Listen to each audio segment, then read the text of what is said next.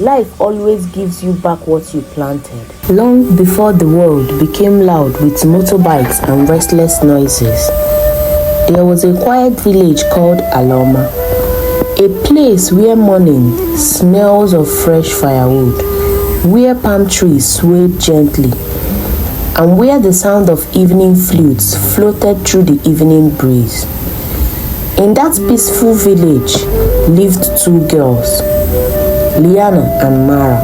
They shared the same home, the same meals, the same motherly love from Mama Dahlia, but their spirits were shaped from different seeds. Liana's heart was soft, calm, and generous, like water flowing over smooth stones. Mara's heart was sharp, proud, and restless, like fire searching for something to burn. Mama Dahlia often said, "Two children can grow under one roof, but not under one destiny." And she was right. Every morning, before sunrise, Liana tied her wrapper and swept the compound while the dew kissed the red earth. She greeted elders, helped children carry water, and shared whatever she had. But Mara, she rose only when the sun was already bright. She walked with her chin high, refusing to greet neighbors unless it benefited her. When asked to help, she replied, "I'm not a servant. Leave me alone." Mama Dahlia corrected her gently, prayed for her silently, and hoped life would soften her stubborn spirit. One cool morning, when the cock's crow still echoed across Alaoma, Mama Dahlia called both girls into the hut. Her voice was calm but firm. "My daughter, life is opening a new chapter. You are grown now. It is time to see the world beyond our village. Travel to Udene village. Look for small work. Build your future." Liana clutched her wrapper nervously. "Mama, are we ready?" Mama nodded. Growth does not wait for readiness. Be humble, be kind, and life will carry you.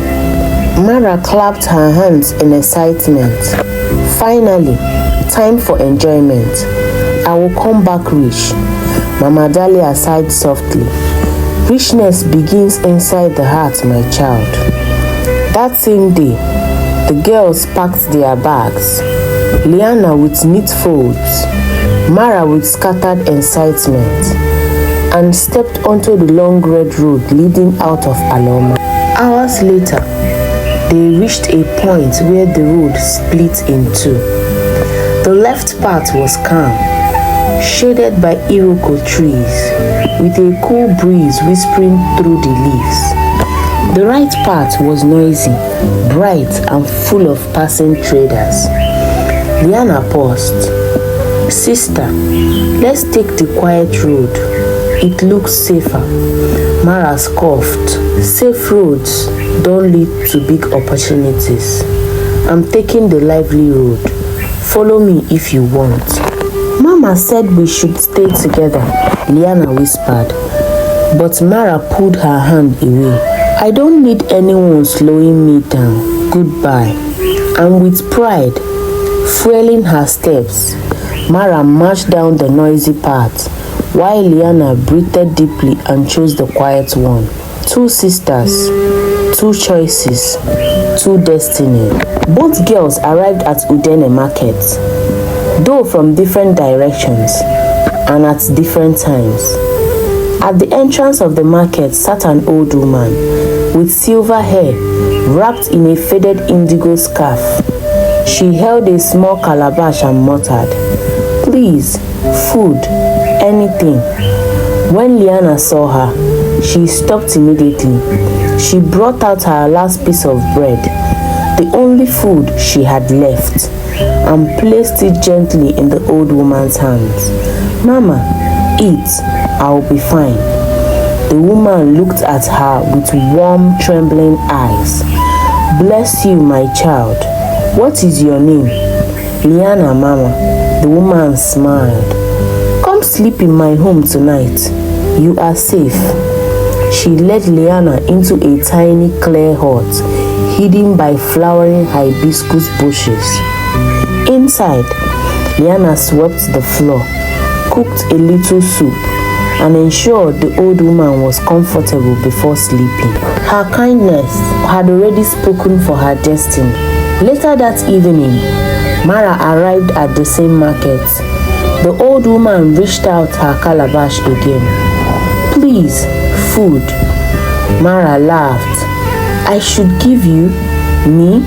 Abeg shift." She walked proudly around, asking traders for work, but every trader refused her. No space, no vacancy, no thank you.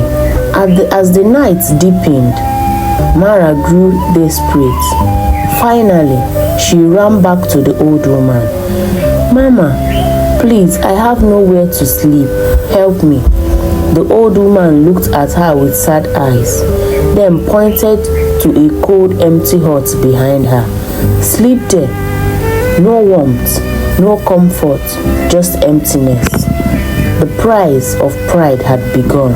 The next morning, both girls woke up to a surprise. Liana found a small shining diamond hidden under a clay pot. Her eyes widened, but she put it back immediately. "This must belong to Mama." But Mara, she found the same diamond in her hut. She grabbed it quickly and hid it in her wrapper. "My luck has finally come. I knew I would be rich." Little did she know the stone was a test from the spirits. That afternoon, the old woman called Liana first. Her voice suddenly changed, stronger, deeper, ancient. "My daughter, kneel." Liana knelt. The woman lifted the diamond Liana had returned untouched. "Because your heart is pure and your spirit carries light, your life will overflow with blessings. From today, your words will bring peace and favor wherever you go." Liana burst into grateful tears. The woman then called Mara. "Child, where is the diamond from your heart?" Mara folded her arms. "Which diamond? I didn't see anything. Maybe someone stole it." The woman stared at her for a long, painful moment. "You mocked me, insulted me, stole from me, and lied without shame. From today, your mouth will bring bitterness, for your tongue has chosen darkness." Mara hissed and walked away angrily, never knowing the cause had already taken root. The sisters met again at the fork in the road. Liana hugged Mara tightly, unaware of what had happened. When they reached home, they opened their bags. Liana's single diamond had multiplied into dozens of bright jewels that filled the entire room. Mama Dahlia screamed with joy and blessed her daughter. Mara opened her bag and rats jumped out, scampering across the hut. She screamed and fell to the floor. Mama Dahlia shook her head quietly. "My daughter, life always gives you back what you planted. Liana planted kindness. You planted pride." Mara wept bitterly, wishing she had listened. Your heart is your destiny. Kindness multiplies into blessings.